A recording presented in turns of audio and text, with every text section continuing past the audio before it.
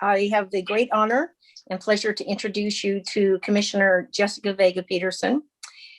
She's currently serving as Multnomah County Commissioner, following 2 terms as a representative in the Oregon legislature.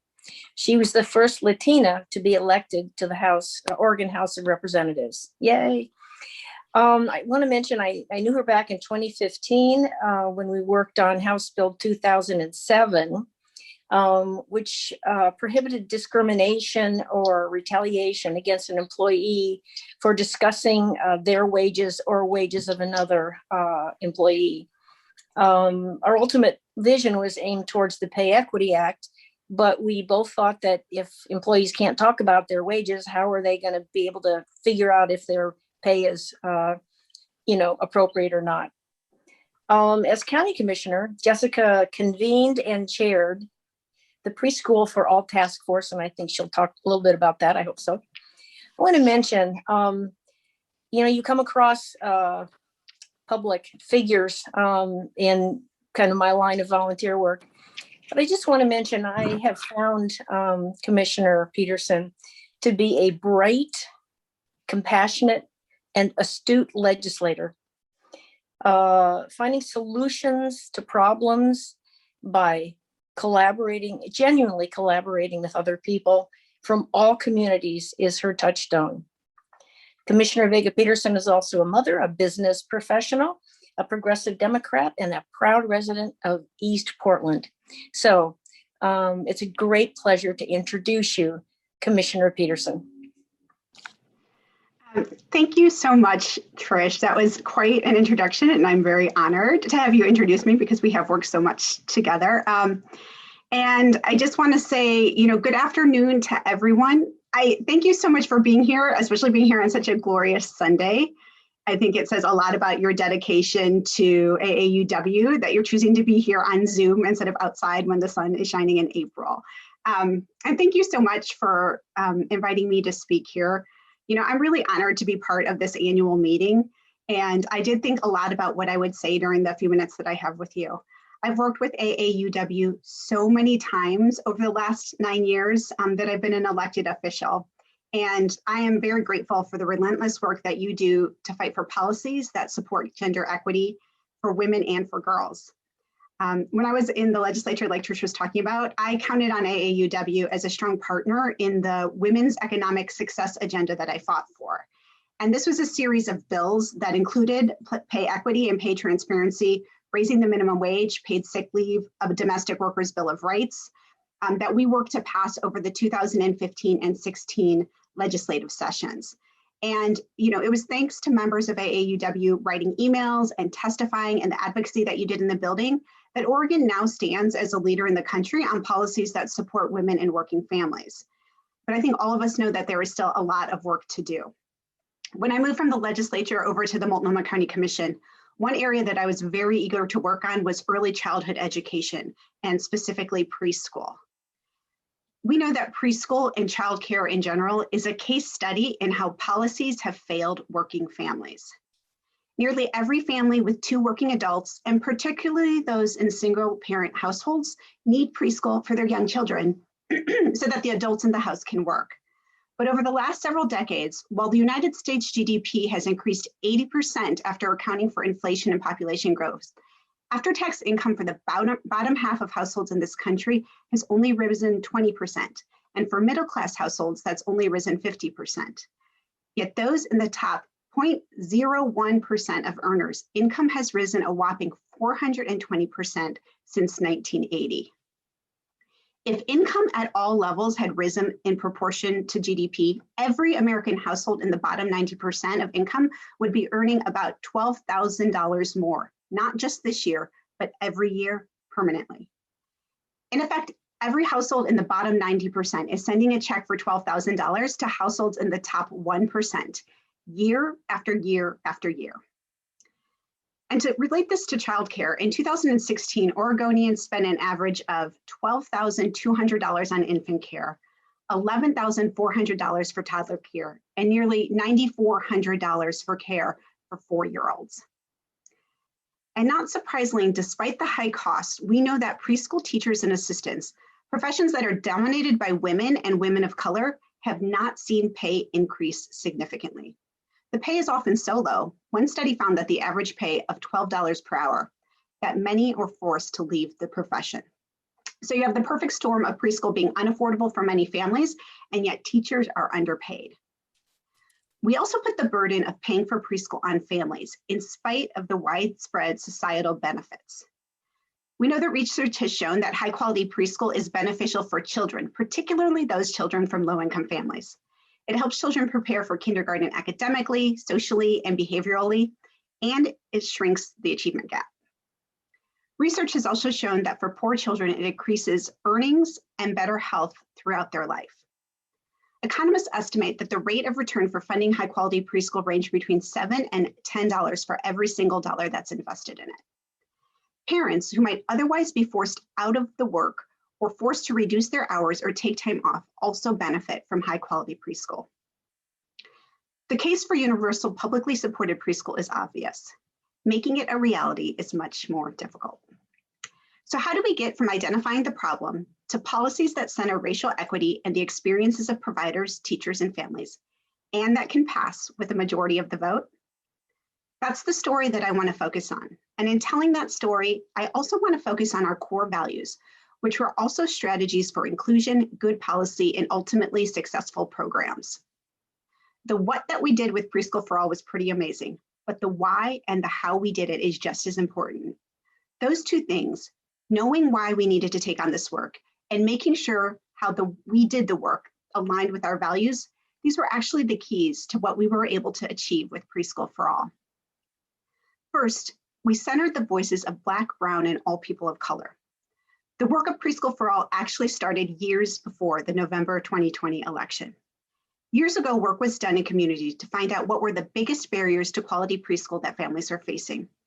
Based on that work, we knew that children from low-income communities, children of color, children with developmental delays and disabilities, and children from homes where they speak languages other than English, among others, had the hardest time finding quality preschool and were entering kindergarten furthest behind their peers.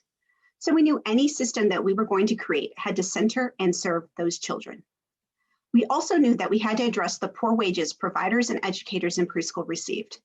We were committed to ensuring that preschool classroom teachers made comparable salaries to public school kindergarten teachers, and that even classroom assistants would make a living wage. This not only shows the value of the profession, but would attract more teachers into early childhood education and stem the flow of experienced teachers leaving the profession. It's also important to me in policymaking to have diverse voices at the table and ensure that everyone has a say in creating policy and how we move forward.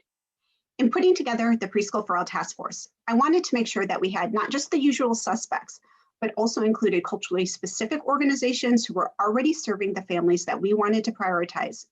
And I knew that we had to include Black and Brown parent voice. There was already a group of parents sitting on the Early Learning Multnomah's Parent Accountability Council who had been shaping the equitable policies of ELM for years. They knew that parents are their child's first teacher, and preschools needed to function in true partnership with parents. I was lucky enough to have two mothers from the PAC, as well as a mother from Albina Head Start, serve on the Preschool for All Task Force. The inclusion of their voices, as well as that of providers, resulted in a bold, robust preschool program for Multnomah County with strong policies that will combat systemic racism and will support women's participation in the workforce. These policies include prohibiting suspensions and expulsion of children, which we know impacts children of color, especially Black boys, the most. We were also created a stability fund for 0 to 3 childcare slots. We have a childcare desert in every single county in our state for infant and toddler spaces, and we did not want Preschool for All to contribute to the loss of those slots, which has happened in other parts of the country where they've instituted universal preschool. We also made sure that Preschool for All includes center-based preschool, in-home preschools, multi-generational preschool programs, preschools in schools, and Head Starts. We wanted to support family choice in creating universal preschool, and we wanted to support the existing small business owners who are already operating childcare and preschool in Multnomah County. Our broad coalition and the centering of Black and Brown voices that we had in policymaking carried over into our campaign. It was how we were able to build a coalition of over 100 organizations strong for the campaign. And in the summer of 2020, we were able to join forces with the Universal Preschool Now Coalition to unite under one effort to pass universal preschool. We had the benefit of the incredible work that UPN did in their grassroots effort to gather over 28,000 signatures over the summer of 2020. This created a broad base of people who were familiar with and supportive of a universal preschool program. We made sure that the way we ran our campaign reflected the accessible, inclusive values of the policymaking by including parents, workers, unions, culturally specific organizations, philanthropy, and healthcare in our campaign committee. We compensated people and organizations for their time and participation and worked with local community partners for our phone banking and text banking voter outreach.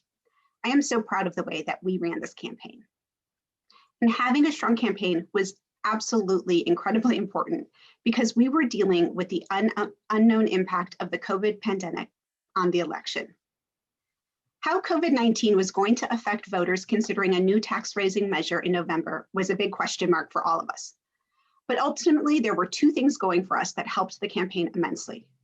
First, the shuttering of schools and childcare centers during COVID made the issue much more salient for families and employers.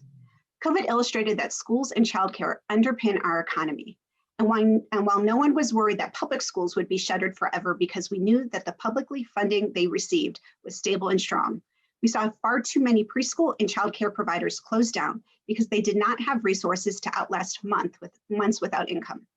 I believe it was hugely important for voters to have a ballot measure in front of them that was supporting preschool and childcare. At the same time, so many of us were struggling as our own children didn't have their childcare or school solutions.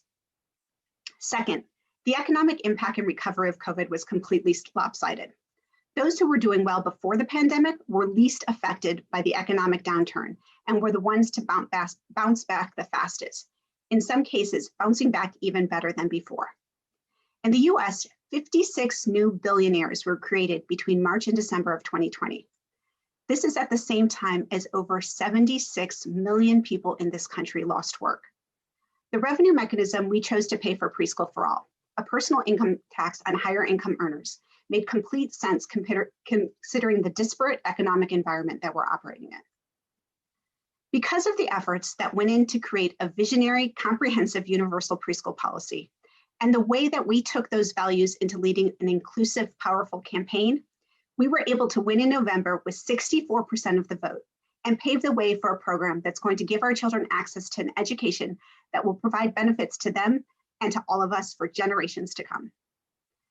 I am so glad to share the story of Preschool for All with AAUW today, because as women in this organization, you get how important it is to have policies in place that support and uplift women, and to have women in place to create and pass those policies.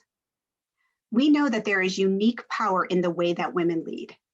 It is why we profess loudly that the future is female, why we marvel at Black girl magic, why we cherish the richness of experiences of wise Latina women. It's why we know that nasty women get shit done. And let me tell you, we do. So we work together with passion and with grit to get women into boardrooms, onto trading floors, into legislative bodies, onto construction sites, and someday soon, sitting in the Oval Office. We work for this because we know what's possible when we are the ones making decisions that everyone's life depends on. One thing I know for sure is that who's in charge makes all the difference in what gets done. I've seen it on the all-female teams I've worked with in tech companies, where, by the way, we need a lot more women in charge. And it's the same way in politics. I've worked with amazing female leaders. Together, we've passed policies that make incredible impacts in the lives of women, children, and families. Policies that help women thrive by establishing paid sick leave statewide and raising the minimum wage. Policies that steward our planet for our children and for their children by moving as quickly as possible to renewable energy. It's why I've worked so hard to bring Preschool for All to Multnomah County, because we need to invest in the children who have been left behind by systems that don't recognize or nurture their value. And we need to pay the women caring for them a living wage that respects and values the work that they're doing. I was able to see Justice Sonia Sotomayor when she was in town a few years ago, and she was asked by a young girl, "What advice do you have for a girl who wants to change the world?" Her answer: make it not about yourself, but about what you can do for other people. How amazing is it that the response from a person serving on the highest court in our nation was about centering others? It is amazing and yet not surprising, because that is what happens when women lead. That is what happens when women lead. Preschool for all is what happens when women lead. And that is exactly what our world needs more of. So I'm here with you today to commit that we will never stop fighting to bring more women leading, more creating policies and opportunities that support women and girls into our world. We know that our future depends on it. Thank you all so very much. Thank you. Thank you. See what I mean, everybody? Right. Oh my. Thank you. Trish, we were going to say, when you didn't let me do my stuff, that if anybody has questions for Commissioner Vega Pederson, that we have a few minutes and post your questions in chat. And Trish, can you see questions in chat, Trish? No. So I will, or one of our presidents will take care of this. Thank you. Yes. Thank you. We do have one question. I am an advocate for childcare, says Jamie Hendricks from Seaside Branch. What was the increase in taxes for higher income earners or preschool? Sure. So the mechanism for Preschool for All is a tiered marginal income tax on higher income earners. So, and it's been a little bit. So the rate is, hold on, let me look it up real quick. So the rate for the first tier is Oregonians with household income, single file earners at incomes at 125,000 or above. It's a 1.5% marginal income rate. For households filing jointly, that's 250,000. And then there's an additional 1.5% marginal income tax rate when you get to the 250,000 for single or 300,000 for joint. Wow. Or, I'm sorry, it's 400,000 for joint. Okay, thank you. Here's just a comment. Thank you for a great presentation. Enjoyed that tremendously, from Betsy McDowell. Another question: what kinds of policies can reduce the escalating income inequality? So we don't have that much time to get into all the policies, but I think that we can really look. I think that we can really look at some of the policies that have been in place in other countries for decades, for years, that we don't have in this country. And I think one of the most powerful things that we can do is fund education, which is why I pushed so hard for Preschool for All and universal preschool. And I think we need to continue to support education opportunities. But we also have to look at things like childcare, which is the next thing. It just, I always like to say, it just shouldn't be so hard in this country to be a working woman, to be a working parent. And there are a lot of things like support for childcare that we don't have that other countries have, but they are things that we used to have. I was at Pittock Mansion with going on the tour that they have of Vanport. And one of the plaques was talking about childcare during World War II in Vanport. And at one time they had 6 different childcare centers running 24 hours a day to cover childcare for the workers at the plant. We've done this before in our country, and the fact that we don't do it now is policies that were intentional of getting women out of the workplace, of keeping them at home. And it honestly does not reflect at all the reality of so many 2-parent working households or single parent households in this country, and that's something that we have to change. So I think that's one of those things. I think student loans is a huge thing. Like I said, I believe education is such a key force, but the fact that we don't have that college is so expensive and it burdens so many people for decades to take on that student debt is something that disincentivizes people from going to college.